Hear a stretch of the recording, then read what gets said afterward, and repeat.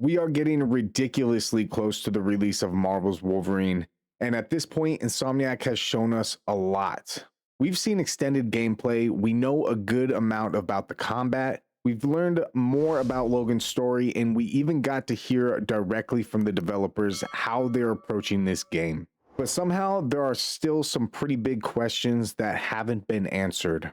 How long is this game actually going to be? How much of Logan's forgotten past are we going to experience ourselves? And just how much of this world are we actually going to be able to explore? Because even this close to release, there are still a few things about Marvel's Wolverine that we just don't know. And with September 15th getting closer every day, I want to go through some of the biggest unanswered questions I still have before we finally get our hands on the game. Also, make sure you stay till the end because I have a bonus question you're absolutely going to want to stick around for. With that being said, let's get right into things. The first question is probably one of the most obvious ones.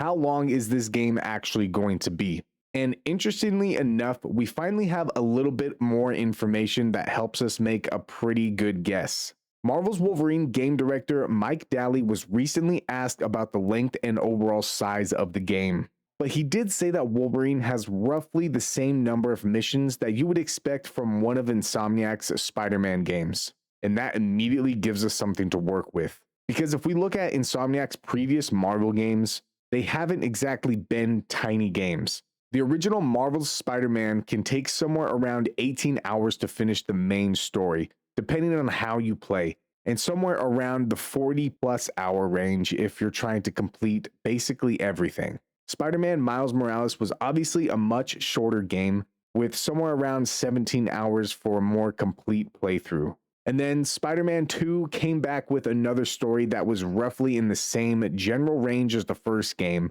with somewhere around 30 hours if you're trying to complete everything. Obviously, those numbers can change depending on how you play, but if Marvel's Wolverine really does have a comparable number of missions, I think it's pretty reasonable to expect this game to land somewhere around that kind of length. Maybe somewhere in the 15 to 20 hour range for the main story, with potentially quite a bit more time if you're exploring everything, doing challenges, finding collectibles, and going for that 100%. But there is one major difference here. Wolverine isn't open world. With Spider-Man, a lot of your playtime can come from simply swinging around New York, doing crimes, completing side activities, collecting things, or just messing around between missions. Wolverine is going to be much more focused, so even if the mission count is similar, that doesn't necessarily mean the total playtime will match Spider-Man exactly. The missions themselves could be longer, they could be more densely packed, or the lack of a massive world could actually make the game shorter overall, even with a similar number of missions. And that's why I think this is still a pretty big unanswered question. If Insomniac can give us a really strong 15 to 20 hour story where the pacing stays tight and there isn't a bunch of filler just to make the game longer, I'd be completely fine with that. But until somebody actually finishes the game, we still don't know exactly where Wolverine is going to land. And this actually leads perfectly into another question I've been thinking about. Because we know Marvel's Wolverine isn't open world, but that doesn't mean the entire game is going to be hallway after hallway until the credits roll. We have already seen that there are larger areas where Insomniac actually lets us slow down and explore. And the clearest example of that so far is Lowtown in Madripoor. During the hands-on gameplay, players were able to spend time around the Princess Bar and explore the surrounding Lowtown area. You weren't just being pushed directly towards the fight. There were conversations you could listen to, things you could discover, collectibles, hidden materials, and other optional content scattered around the environment. So we know areas like this exist. The question I have is, how many of them are there? We know that there are three major parts of the world that this game is taking us through: Canada, Japan, and Madripoor. But within each one of these locations, how many larger explorable areas are we actually getting? Because even Madripoor itself gives us something interesting to think about. PlayStation specifically describes us visiting both the high and low districts of Madripoor. We've already seen Lowtown, so does that mean Hightown could potentially be another large area that we get to explore? And if Madripoor has multiple areas like that, could the same thing happen in Japan? Maybe Tokyo gives us one larger urban section. Could there be another area somewhere else in Japan that functions completely differently? And then Canada could give us something completely different again. Instead of a dense city filled with buildings and NPCs, maybe one of those larger sections is based around the Canadian wilderness, where Wolverine's senses and tracking abilities become much more important. But there are even more questions beyond how many of these areas there are. Can we return to them? If we leave Lowtown after the section of the story, can we come back later? Do these areas change as the story progresses? Can new conversations appear? Could new collectibles become available? Could certain nightmare doors or hidden areas become accessible as we progress? And are there going to be actual optional side stories inside these places, or is most of the optional content going to be collectibles and challenges? I think this is one of the most interesting things about Wolverine being a linear game, because Insomniac doesn't have to build a gigantic map and stretch the entire game across it. They could potentially make several smaller, denser environments that all feel completely different. A crowded district in Madripoor, the streets of Tokyo, and a huge section of wilderness in Canada.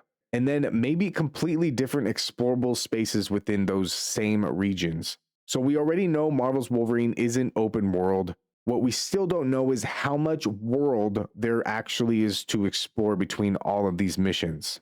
Now, real quick, if you've been enjoying the Marvel's Wolverine coverage here on the channel, make sure you're subscribed because there's going to be a lot more coming as we get closer to launch. And if you want to directly support the channel, memberships are also available. Now, this might be the question I'm personally most interested in, because Logan's Forgotten Past isn't just some small piece of this story. It seems like it's going to be one of the main things driving the entire game.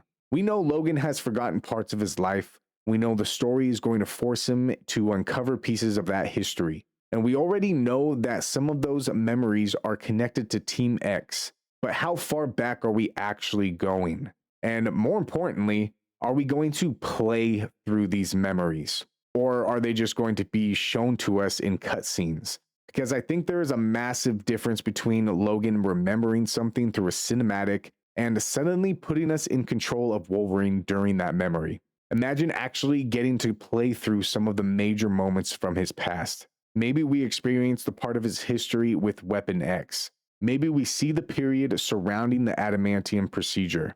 Maybe we get something involving Logan before he even had the metal bonded to his skeleton.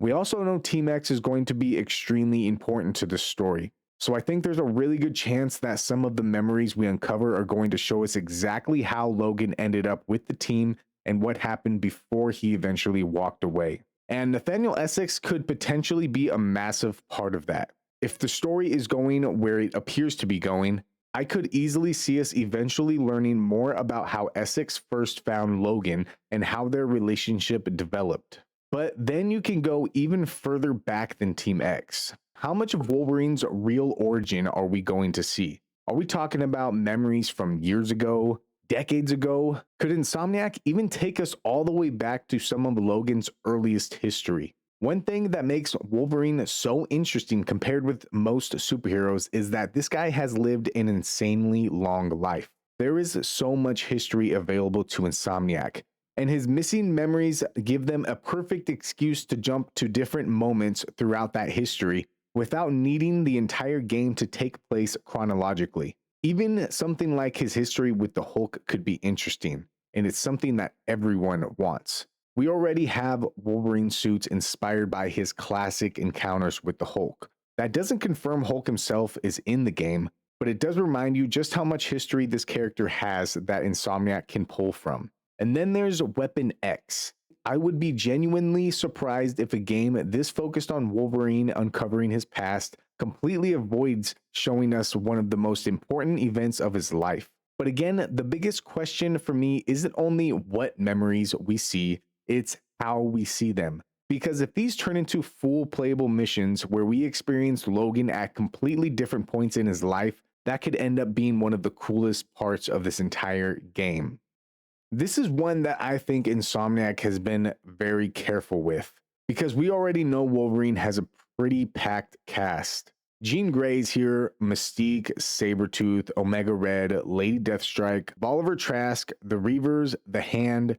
We have Sentinels, and we have already seen just how deep Insomniac is willing to reach into mutant history. But we also know something very important about the world this game takes place in. Mutants are largely unknown to society, and we haven't been shown some fully established X-Men team operating out in the open, which means this game has a really interesting opportunity because Insomniac can introduce characters before they become the versions of themselves that we usually recognize. Jean Grey is probably the biggest example of that already. She isn't walking around in an X-Men uniform. She and Logan are still getting to know each other. So how many other characters are hiding somewhere in this game? And they don't even need to have huge roles. They could be side characters, small appearances, references, Easter eggs, people that Insomniac is quietly setting up for something much bigger later. We've already seen the kind of world building they're doing around Madripoor and the Princess Bar. So I'm going to be looking at everything when this game comes out. Names written on walls, posters, notes, people mentioned in conversations, because some of those details could tell us where this universe is going next. And the possibilities are huge. Gambit is one of the characters I would absolutely love to see. Maybe not as some giant surprise boss fight or anything like that. Just seeing Remy LeBeau exist somewhere in this world immediately tells us a lot. Something with characters like Dazzler or Sasquatch. And there are so many Wolverine and X-Men characters that Insomniac could introduce without turning this into an X-Men game. That distinction is important. I don't want Wolverine's game to suddenly become Avengers Endgame, where every Marvel character shows up in the last mission. This should still be Logan's story, and Insomniac has actually made it very clear that Wolverine himself stays the focus throughout the game. But that doesn't mean there can't be characters in the background who are being positioned for the future. Because if Insomniac is really building towards something bigger with mutants, this could be the game where a lot of those first seeds are planted. And I'm almost positive there are characters in this game they have intentionally avoided showing us. The question is who? And I'd like to know who you want to see or even just have mentioned in this game. So let me know down in the comments. And finally, there's something that obviously isn't important for launch, but I've still been thinking about it. What happens after we finish the game? Could Marvel's Wolverine eventually get actual story DLC? Now, obviously, we are way too early for Insomniac to be talking about something like that. The game isn't even out yet, but I think Wolverine is actually a really good candidate for DLC, and Insomniac has done it before. The original Marvel's Spider-Man received multiple story expansions after launch. Miles Morales didn't, and Spider-Man 2 didn't receive traditional story DLC either. So there's definitely no guarantee Wolverine gets anything. But I think the structure of this game could make DLC especially interesting, because Wolverine isn't tied to one giant open world map. Insomniac could potentially create an entirely new location, send Logan somewhere we didn't visit during the game, give us a few new missions, introduce another villain, maybe even give us a new suit or two. And suddenly you have a completely separate Wolverine story without needing to add another giant section onto the existing open world. You could even use DLC to explore something from Logan's past that didn't fit into the main story. Maybe another forgotten memory, maybe another period from his history, or something completely new that takes place after the ending. And Wolverine is one of those Marvel characters where you could probably come up with 10 different DLC stories without trying very hard. His comic history is that deep, but I think DLC would also help this game for another reason. Because once you finish a linear game like this, what is there going to be to keep bringing you back? We already know there are challenges, we know there is optional content, and being able to replay missions gives the game some replay value. But eventually, most players are going to finish everything. A proper story expansion could give everybody a reason to come back months later. Again, none of this is confirmed, and I definitely don't want Insomniac talking about DLC before they've even released the actual game. But if Marvel's Wolverine launches strong and people want more, I think it would be a missed opportunity not to do something with it. And I'm curious what kind of DLC you guys would actually want. Would you rather get another story with Logan, something from his past, or something that starts introducing more characters and setting up whatever comes next for Insomniac's Marvel universe? Now, if you guys have made it this far, I absolutely appreciate you guys' time. Be sure to hype up the channel and hit the like button and subscribe for more. Now for the bonus question, because there's one more thing I've been thinking about, and I've also seen some of you bringing this up in the comments. Why is Jean Grey out here absolutely obliterating people with seemingly no remorse? And something has been sitting in the back of my mind lately. What if this isn't even the Jean Grey we think it is? What if it's Madelyne Pryor? Now, listen, we know Nathaniel Essex is Mr. Sinister, and Mr. Sinister is obviously one of the most well-known villains in X-Men history. But in Insomniac's story, at least right now, Essex is the leader of Team X. He's been presented as someone who wants to protect mutants and help create a world where they don't have to hide. But anyone who knows Mr. Sinister also knows there's probably a lot more going on underneath the surface. Traditionally, Essex is known for genetic experimentation and some pretty horrific things involving mutants. And in Insomniac's version, we've also learned something interesting about his abilities. In issue number 5 of the Marvel's Wolverine prequel comic, we see Essex displaying mutant abilities that seem very similar to what we've seen from Jean Grey. Now, here's where my theory comes in. In the comics, Mr. Sinister creates Madelyne Pryor using Jean Grey's DNA. Madelyne is essentially a clone of Jean. So what if Insomniac is pulling from that history? What if the person we've been assuming is Jean Grey isn't actually Jean? What if this is their version of Madelyne Pryor? Again, I want to make this very clear. I am completely speculating here. There's no confirmation that this is what Insomniac is doing. It's just something I've been thinking about based on Essex being involved, what we know about his comic history, and some of the things we've seen from Jean so far. And honestly, I just think it would be a really interesting twist, especially if Essex isn't quite the good guy this story initially wants us to believe. And speaking of the prequel comics, I'm going to be going through all 5 issues and telling the full story right before the game releases. So if you haven't read them, stay tuned for that. But I definitely want to hear what you guys think about this theory. Do you think there's any chance we could actually be looking at Madelyne Pryor, or am I reaching way too far for this one? Let me know. So even after everything Insomniac has finally shown us, there are still some pretty big things about Marvel's Wolverine that we aren't going to know until September 15th. And I think it should stay that way.